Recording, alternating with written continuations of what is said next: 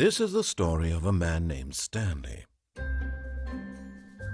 Stanley worked for a company in a big building where he was employee number 427. Employee number 427's job was simple. He sat at his desk in room 427 and he pushed buttons on a keyboard. Orders came to him through a monitor on his desk, telling him what buttons to push, how long to push them, and in what order. This is what employee 427 did every day of every month of every year. And although others might have considered it soul-rending, Stanley relished every moment that the orders came in, as though he had been made exactly for this job. And Stanley was happy. And then one day, something very peculiar happened. Something that would forever change Stanley. Something he would never quite forget. He had been at his desk for nearly an hour when he realized that not one single order had arrived on the monitor for him to follow.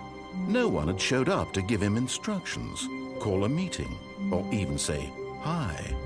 Never in all his years at the company had this happened, this complete isolation. Something was very clearly wrong. Shocked, frozen solid, Stanley found himself unable to move for the longest time.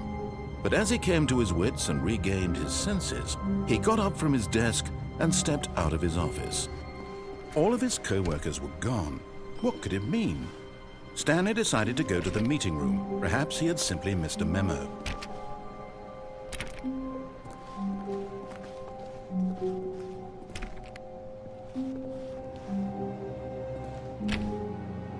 Stanley went around touching every little thing in the office, but it didn't make a single difference, nor did it advance the story in any way.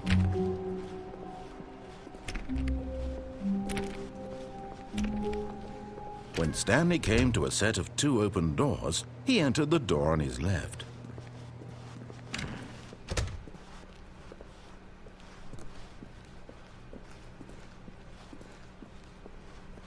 Yet there was not a single person here either. Feeling a wave of disbelief, Stanley decided to go up to his boss's office, hoping he might find an answer there. Stanley stepped into the broom closet, but there was nothing here, so he turned around and got back on track. Coming to a staircase, Stanley walked upstairs to his boss's office.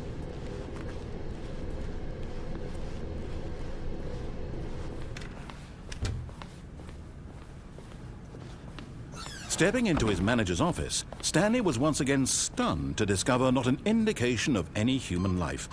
Shocked, unraveled, Stanley wondered in disbelief who orchestrated this, what dark secret was being held from him. What he could not have known was that the keypad behind the boss's desk guarded the terrible truth that his boss had been keeping from him. And so the boss had assigned it an extra secret PIN number. 2845. But of course, yet incredibly, by simply pushing random buttons on the keypad, Stanley happened to input the correct code by sheer luck. Amazing. He stepped into the newly opened passageway.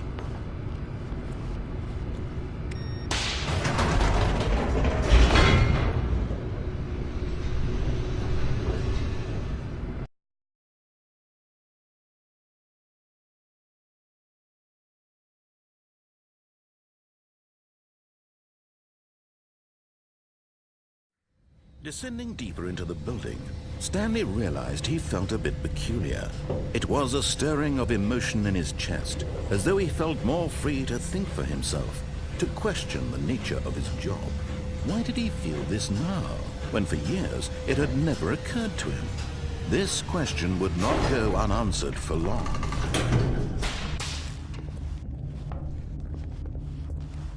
Stanley walked straight ahead through the large door that read Mind Control Facility.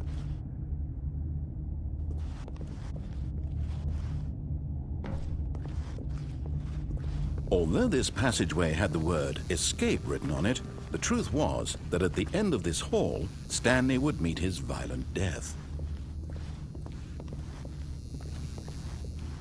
The door behind him was not shut. Stanley still had every opportunity to turn around and get back on track. At this point, Stanley was making a conscious, concerted effort to walk forward and willingly confront his death.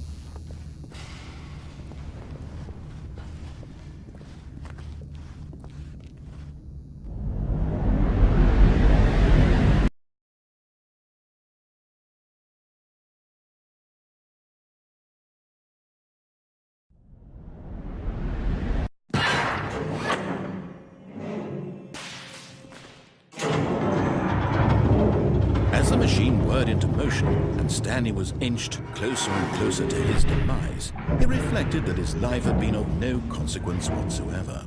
Stanley can't see the bigger picture. He doesn't know the real story, trapped forever in his narrow vision of what this world is. Perhaps his death was of no great loss, like plucking the eyeballs from a blind man. So he resigned and willingly accepted this violent end to his brief and shallow life. Farewell, Stanley.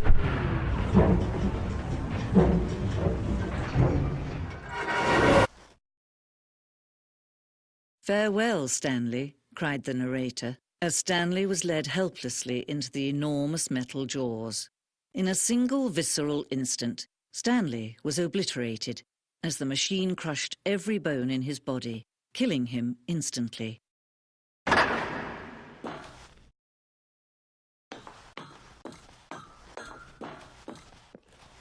And yet it would be just a few minutes before Stanley would restart the game, back in his office, as alive as ever. What exactly did the narrator think he was going to accomplish? When every path you can walk has been created for you long in advance, death becomes meaningless, making life the same. Do you see now? Do you see that Stanley was already dead from the moment he hit start?